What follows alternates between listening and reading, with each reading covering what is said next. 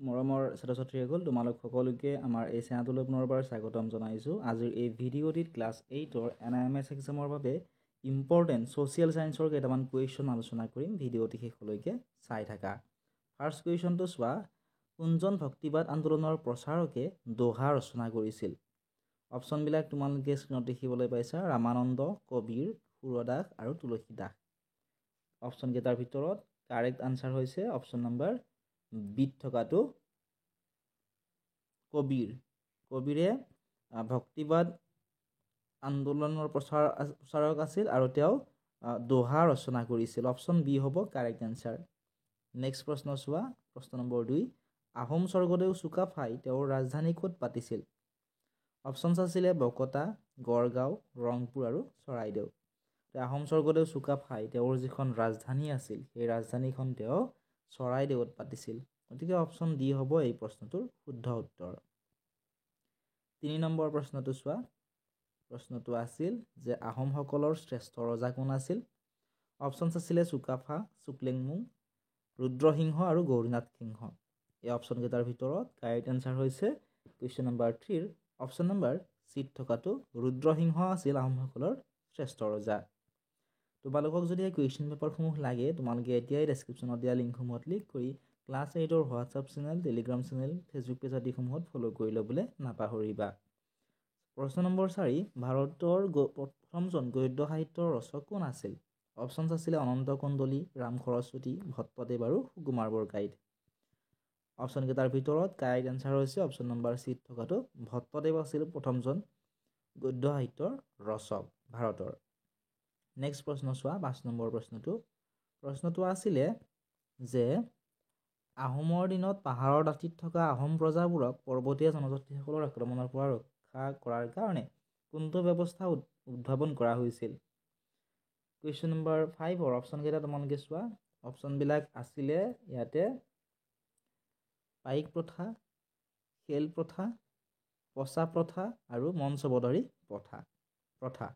এই অপশ্যনকেইটাৰ ভিতৰত correct answer হৈছে অপশ্যন নম্বৰ চিত থকাটো পচা প্ৰথা। আহোমৰ দিনত পাহাৰৰ দাঁতিত থকা আহোম প্ৰজাবোৰক পৰ্বতীয়া জনজাতিসকলৰ আক্ৰমণৰ পৰা ৰক্ষা কৰাৰ কাৰণে পচা প্ৰথা ব্যৱস্থা উদ্ভাৱন কৰা হৈছিলে। নেক্সট প্ৰশ্ন চোৱা, প্ৰশ্ন নম্বৰ 6, কোনজন পৰ্তুগীজ নাবিকে 1498 খ্ৰীষ্টাব্দত ভাৰতলৈ অহা জলপথ আৱিষ্কাৰ কৰে? অপশ্যন আছিলে কলম্বাস, দ্বিতীয় চাৰ্লছ, জেমছ দ্বিতীয় আৰু ভাস্কো দা গামা। অপশ্যনকেইটাৰ ভিতৰত কাৰেক্ট এনচাৰ হৈছে অপশ্যনসমূহৰ ভিতৰত অপশ্যন নম্বৰ ডিত থকাটো ভাস্কো দা গামাই তেওঁ এজন পৰ্তুগীজ নাবিক আছিল যিয়ে 1498 খ্ৰীষ্টাব্দত ভাৰতলৈ অহা জলপথ আৱিষ্কাৰ কৰিছিলে। এতিয়া চাওঁ আহা আমি 7 নম্বৰ প্ৰশ্নটো আছিল যে কোন খ্ৰীষ্টাব্দত ইংৰাজ ইষ্ট ইণ্ডিয়া কোম্পানী প্ৰতিষ্ঠা হয়? বহুতৰে এই কুৱেশ্যনটো ডাউট থাকে যে ইংৰাজ ইষ্ট ইণ্ডিয়া কোম্পানী বহুতৰে মতে 1599 খ্ৰীষ্টাব্দত, বহুতৰে মতে 1600 খ্ৰীষ্টাব্দত। কাৰেক্ট এনচাৰটি হৈছে অপশ্যন নম্বৰ চিত থকাটো 1599 খ্ৰীষ্টাব্দত ইংৰাজ ইষ্ট ইণ্ডিয়া কোম্পানী প্ৰতিষ্ঠা হৈছিল। নেক্সট 8 নম্বৰ প্ৰশ্ন, ৰেগুলেটিং এক্ট নামৰ এখন বিধি কোন চনত জাৰি কৰা হৈছিল? ৰেগুলেটিং এক্ট নামৰ বিধিখন অপশ্যনবিলাক তোমালোকে চাই লোৱা। কাৰেক্ট এনচাৰ হৈছে অপশ্যন নম্বৰ চি 1773 চনত জাৰি কৰা হৈছিলে। 9 নম্বৰ প্ৰশ্ন, কোনজন গভৰ্ণৰ জেনেৰেলৰ দিনত ভাৰতৰ ভূমিৰ চিৰস্থায়ী বন্দোবস্তৰ পাতনি মেলা হৈছিল? কুৱেশ্যন নম্বৰ 9ৰ কাৰেক্ট এনচাৰ হৈছে অপশ্যন নম্বৰ এ, লৰ্ড কৰ্ণৱালিছ। তেওঁ যেতিয়া গভৰ্ণৰ হিচাপে আছিল তেওঁৰ দিনত ভাৰতৰ ভূমিৰ চিৰস্থায়ী বন্দোবস্তিৰ পাতনি মেলা হৈছিলে। নেক্সট প্ৰশ্নটো আমি চাওঁ আহা, প্ৰশ্ন নম্বৰ 10। প্ৰশ্নটো আছিল যে ৰামকৃষ্ণ মিছন সংগঠনটো কোনে প্ৰতিষ্ঠা কৰিছিল? ৰামকৃষ্ণ মিছন নামৰ যিটো সংগঠন আছিল ইয়াৰে প্ৰতিষ্ঠাপক আছিল Swami Vivekananda. Option number B হ'ব এই প্ৰশ্নটোৰ শুদ্ধ উত্তৰ। নেক্সট আমি চাওঁ আহা নেক্সট প্ৰশ্নটো 11 নম্বৰ। প্ৰশ্নটো আছিল যে নদীৰ গতিপথৰ কাষৰ মাটি খহাই নিয়াক কি বুলি কোৱা হয়? অপশ্যন আছিলে ভূমিৰ অৱক্ষয়, ভূমিস্খলন, মাটিৰ খনন আৰু গৰাখহনীয়া। নদীৰ গতিপথৰ কাষৰ মাটি খহাই নিয়াক কি বুলি কোৱা হ'ব? গৰাখহনীয়া বুলি কোৱা হয়। অপশ্যন ডি হ'ব কাৰেক্ট এনচাৰ। নেক্সট প্ৰশ্নটো চোৱা, দৈনন্দিন কাম কাজত ব্যৱহাৰ কৰিব পৰা পানীৰ পৰিমাণ মুঠ পানীৰ প্ৰায়। মুঠ পানী যিমান আছে ইয়াৰ ভিতৰত দৈনন্দিন কাম কাজত ব্যৱহাৰ কৰিব পৰা পানীৰ পৰিমাণ কিমান সুধিছে? অপশ্যন এ হ'ব কাৰেক্ট এনচাৰ 2.5%, 2.5%হে আমি ব্যৱহাৰ কৰিব পাৰোঁ। নেক্সট প্ৰশ্ন চোৱা, চিৰসেউজীয়া ক্ৰান্তীয় অৰণ্যসমূহক কি বুলি কোৱা হয়? অপশ্যন আছিলে বৰ্ষাৰণ্য, ৰাষ্ট্ৰীয় উদ্যান বোলা হয়, সংৰক্ষিত বনাঞ্চল বোলা হয় আৰু অভয়াৰণ্য বোলা হয়। কুৱেশ্যন নম্বৰ 13ৰ কাৰেক্ট এনচাৰ হৈছে অপশ্যন নম্বৰ এ। চিৰসেউজীয়া ক্ৰান্তীয় অৰণ্যসমূহক বৰ্ষাৰণ্য বোলা হয়। নেক্সট প্ৰশ্ন চোৱা 14 নম্বৰ, কোনবিধ সম্পদক শ্ৰেষ্ঠ সম্পদ বুলি কোৱা হয়? ইয়াৰ উত্তৰ নিশ্চয় তোমালোকে জানাই। ইয়াৰ উত্তৰটো হৈছে মানৱ সম্পদ। মানৱ সম্পদক শ্ৰেষ্ঠ সম্পদ বুলি কোৱা হয়। যদি তোমালোকে ভিডিঅ'টো চাই ভাল পাইছা, তোমালোকৰ বন্ধু বান্ধৱীসকলৰ লগত ভিডিঅ'টো শ্বেয়াৰ কৰি দিবলৈ নাপাহৰিবা। নেক্সট প্ৰশ্নটো চোৱা 15 নম্বৰ, তলত উল্লেখিত কৰা কোনখন মহাদেশত মানুহৰ স্থায়ী বসতি নাই? অপশ্যনছ আছিলে এছিয়া, উত্তৰ আমেৰিকা, এণ্টাৰ্কটিকা আৰু ইউৰোপ। কুৱেশ্যনটিৰ কাৰেক্ট এনচাৰ হৈছে অপশ্যন নম্বৰ চি, এণ্টাৰ্কটিকা মহাদেশত মানুহৰ স্থায়ী বসতি নাই। স্থায়ীভাৱে তাত মানুহে বসবাস কৰিব নোৱাৰে। নেক্সট প্ৰশ্ন, কৃষি, পশুপালন, চিকাৰ, মাছ ধৰা আদিবোৰ প্ৰাথমিক বৃত্তিৰ অন্তৰ্গত, দ্বিতীয় বৃত্তিৰ, তৃতীয় বৃত্তিৰ নে চতুৰ্থ বৃত্তিৰ অন্তৰ্গত আমাক সুধিছে। গতিকে পশুপালন, চিকাৰ, মাছ ধৰা আদিবোৰ হৈছে কোনটো বৃত্তিৰ অন্তৰ্গত? আদিবোৰ প্ৰাথমিক বৃত্তিৰ অন্তৰ্গত। গতিকে অপশ্যন এ হ'ব কাৰেক্ট এনচাৰ। নেক্সট প্ৰশ্নটো চোৱা, প্ৰশ্ন নম্বৰ 17, নীলা গ্ৰহ বুলি কাক কোৱা হয়? অপশ্যনবিলাক আছিলে পৃথিৱী, নেক্সট আছিলে মংগল, বুধ আৰু শনি। ইয়াৰ উত্তৰটো তোমালোকে কমেণ্ট ছেকশ্যনত জনাবা।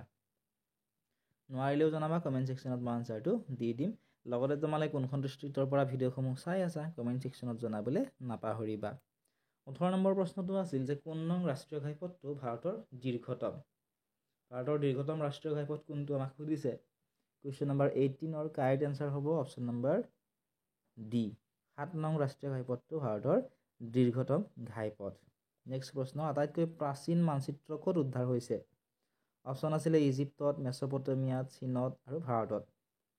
কাৰেক্ট এনচাৰ হৈছে অপশ্যনসমূহৰ ভিতৰত অপশ্যন নম্বৰ বি, মেছ'পটেমিয়াত আটাইতকৈ প্ৰাচীন মানচিত্ৰ উদ্ধাৰ হৈছে। নেক্সট প্ৰশ্ন চোৱা, প্ৰশ্ন নম্বৰ 20, মানচিত্ৰ অংকনত ব্যৱহাৰ হোৱা স্কেল কেই প্ৰকাৰৰ? অপশ্যনবিলাক আছিলে 2, 3, 4 আৰু 5। কুৱেশ্যনটিৰ কাৰেক্ট এনচাৰ হৈছে অপশ্যনসমূহৰ ভিতৰত অপশ্যন নম্বৰ বি, মানচিত্ৰ অংকনত ব্যৱহাৰ হোৱা স্কেল 3 প্ৰকাৰৰ। নেক্সট কুৱেশ্যনটো চোৱা, কুৱেশ্যন নম্বৰ 21। কুৱেশ্যনটো আছিলে যে দেশৰ উৎপাদন কাৰ্যৰ কেইটা মূল উপাদান আছে? দেশৰ উৎপাদন কাৰ্যৰ মূল উপাদান আছে 4টা। কুৱেশ্যন নম্বৰ 21ৰ অপশ্যন বি হ'ব correct answer.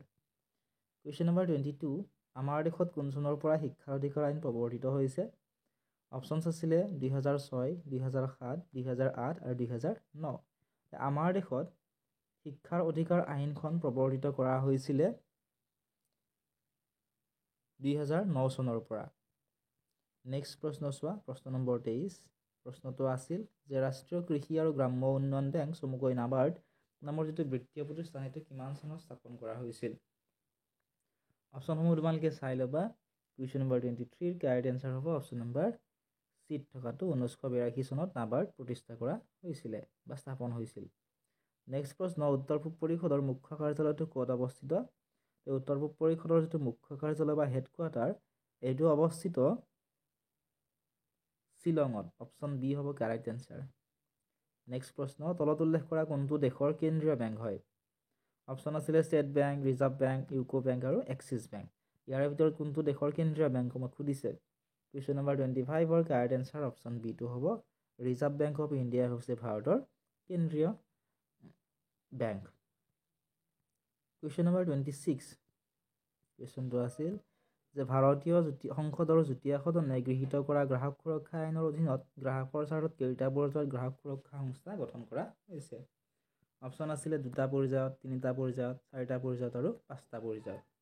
Question number 26ৰ correct answer হৈছে অপশ্যন নম্বৰ বি, 3টা পৰ্যায়ত গ্ৰাহকৰ সুৰক্ষা আইনৰ অধীনত সংস্থা গঠন কৰা হৈছে। অপশ্যন বি হ'ব কাৰেক্ট এনচাৰ।